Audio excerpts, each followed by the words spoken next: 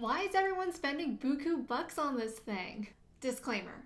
What I'm about to say applies to most content-driven online brands who are marketing through social media, newsletters, and shareable online content.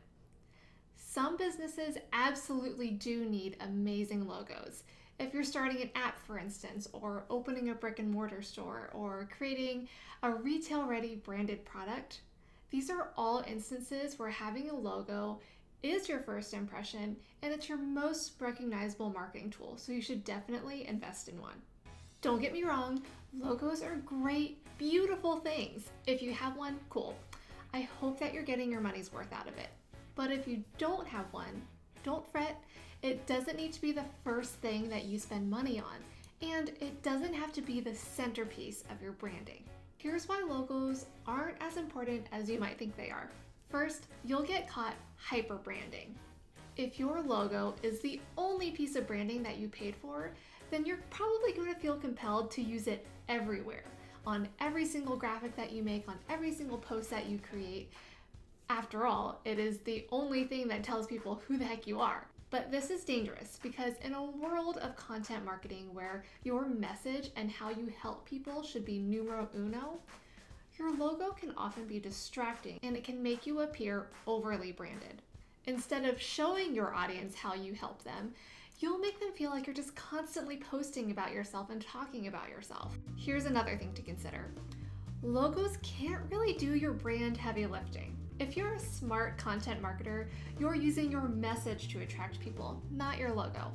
So you might be choosing to leave your logo off of your Instagram posts and your Pinterest pins.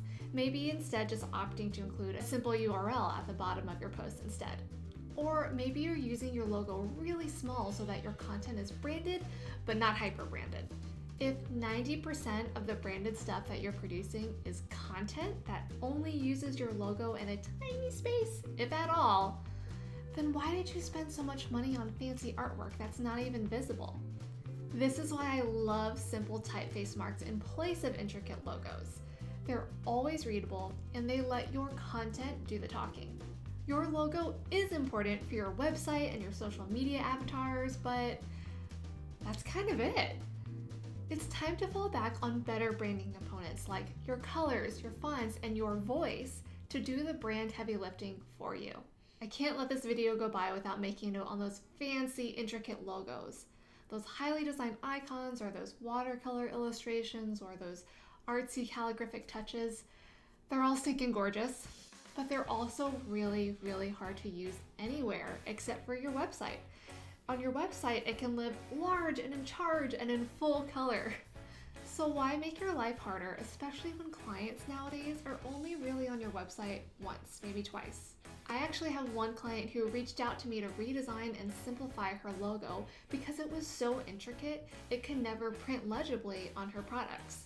And I've had other clients who have struggled to print their logo on t-shirts or to emboss it on stationery because it was never really designed to be used in any application other than a website. So let's recap. Logos are important. Having one and using it consistently shows customers that you're a legitimate business and that you're willing to invest in a customer experience.